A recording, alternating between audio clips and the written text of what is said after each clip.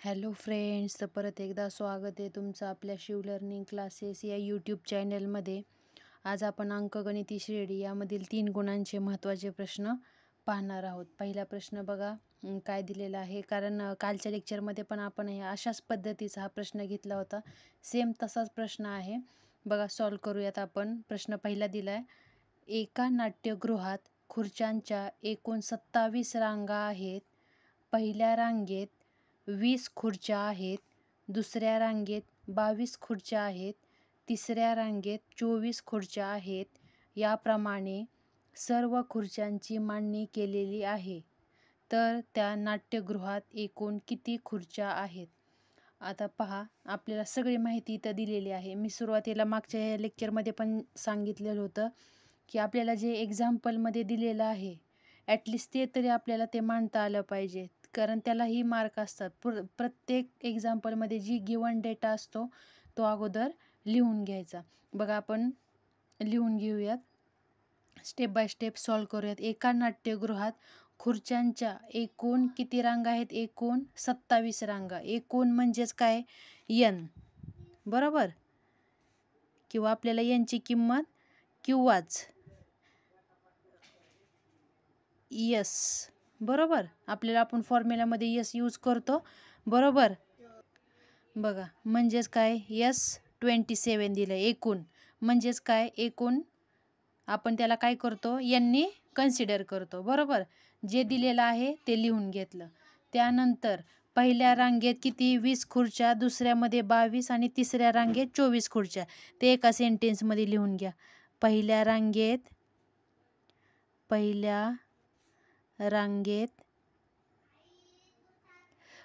रांगेत किती आहेत? 20 खुर्च्या. दुसऱ्या रांगेत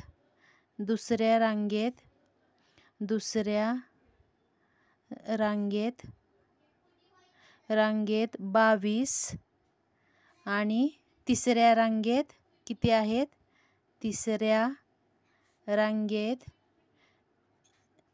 24 खुर्च्या आहेत, राईट? 24 खुर्च्या आहेत. आपण दिलेली माहिती लिहून घेतली, बरोबर? म्हणजेच काय आहे? सगळ्या रांग दिलेलं आहे. ही एक अंकगणिती श्रेणी आहे, बरोबर? 20, 22, 24.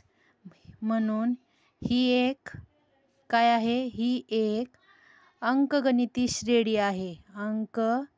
अंकगणिती श्रेणी आहे असं आपल्याला म्हणता येईल, राईट? अंकगणिती श्रेणी आहे दिलेल्या माहितीनुसार, बरोबर? म्हणजेच आता जर ही अंकगणिती श्रेणी आहे तर मग आपण त्या व्हॅल्यू कशा मांडू शकतो? T1 = 20, T2 = 22, T3 = काय आहे? 24, बरोबर? म्हणजेच आता बघा, T1 हाच काय असतो? A असतो, बरोबर? A काय येणार? 20, बरोबर? T1 वरून काय मिळालं आपल्याला? A हा काय असतो? 20 फॉर्म्युल्यानुसार. मग आपल्याला काय मिळाली? A ची व्हॅल्यू मिळाली. n किती आहे? 27. इथं लिहून घ्या, n = काय आहे? 27, राईट? जे दिलेलं आहे ते आपण लिहून घेत आहोत.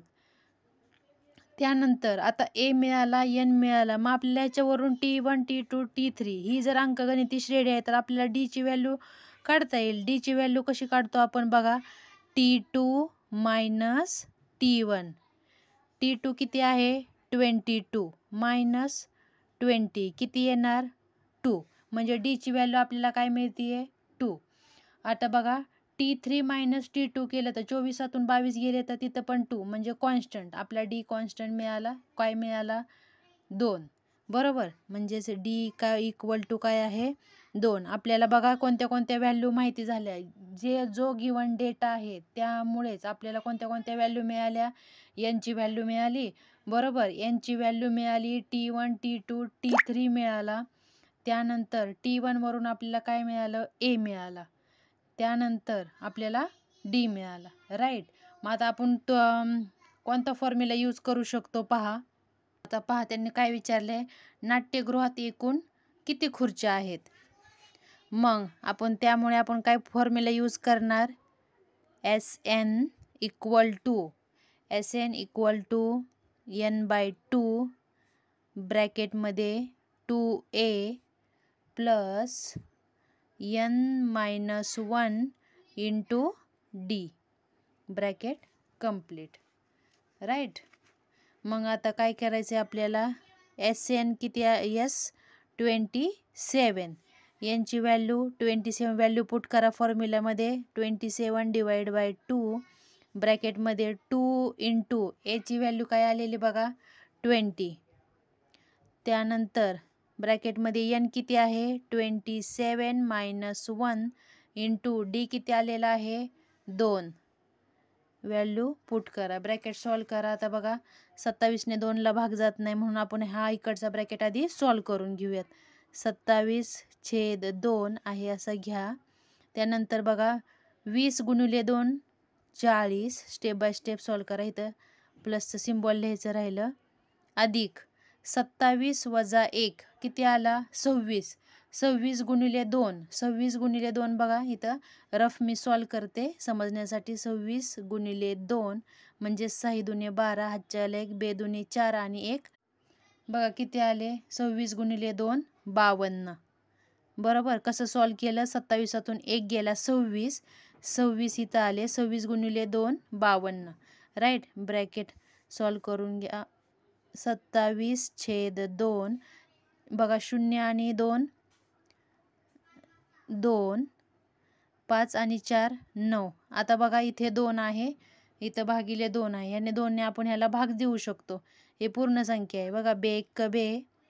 2 चोक 8 राहिला 1, 2 सक 12 किती आले 46. आता 46 × 27 करा.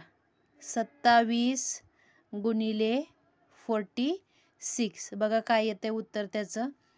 इथं आपण रफ सॉल्व करूयात समजण्यासाठी. 46 × 27 बरोबर. 6 × 7 42, हातच्या आले 4, 7 चोक 28, 28 आणि 4 किती झाले 32, हा 0, 6 दुने 12, हातच्या आले 1, 4 दुने 8 आणि 1 9, राईट. 2 आता त्यांची करा बेरीज. 2 + 0 2, 2 आणि 2 4, 9 आणि 3 9 आणि 1 10 आणि 1 12 किती आले 1242 बरोबर. काय उत्तर आलं 1242. मग काय त्यांनी प्रश्न विचारलाय त्यांनी, तर त्या नाट्यगृहात एकूण किती खुर्च्या आहेत. काय उत्तर आलं, त्या नाट्यगृहात 1242 खुर्च्या आहेत. बरोबर. ते सेंटेन्स लिहून घेऊ आपण. बघा मग खाली एक सेंटेन्स लिहा, म्हणून त्या नाट्यगृहात एकूण 1242 खुर्च्या आहेत. हे सेंटेन्स लिहायला विसरायचं नाही. आणि हे जे रफ कॅल्क्युलेशन आहे ते बोर्डाच्या परीक्षेचा पेपर सॉल्व करत असताना त्या शेवटच्या पानावर रफ पेज तुम्हाला दिलेलं असतं सेपरेटली. त्या पेपरवर हे रफ कॅल्क्युलेशन करायचे. तुम्ही उत्तर जेव्हा हे सॉल्व करत असता तिथंच एका साईडला आता मी जसं केलं आहे तसं कराल, पण तसं करण्याची गरज नाही किंवा तसं करूही नका परीक्षेमध्ये. रफ पेपर एक पेज दिलेला असतं पाठीमागे, त्यामध्ये सॉल्व करा. तर बघा जे आपला प्रॉब्लेम हा तुम्हाला नक्कीच समजला असेल, मी आशा करते अशी. तर आजचा आपला व्हिडिओ कसा वाटला कमेंटद्वारे नक्की कळवा. आपण आजचा व्हिडिओ इथं स्टॉप करूयात, कारण नेक्स्ट व्हिडिओमध्ये आपण पाहूयात. हा व्हिडिओ असं अजून 2-3 एक्झाम्पल घेत बसले तर व्हिडिओ खूप मोठा होतो.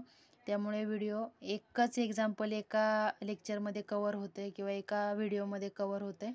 नेक्स्ट व्हिडिओमध्ये आपण पाहूयात. तर आजचा व्हिडिओ कसा वाटला कमेंटद्वारे नक्की कळवा. आवडल्यास लाईक, शेअर आणि सबस्क्राईब करायला आपल्या चॅनलला विसरू नका. आणि आपले जे नातेवाईक, मित्र, मैत्रिणी कोणी असतील 10वीला तर त्यांच्यापर्यंत हा व्हिडिओ नक्कीच पाठवा, जेणेकरून त्याला याचा नक्कीच उपयोग होईल. थँक्यू.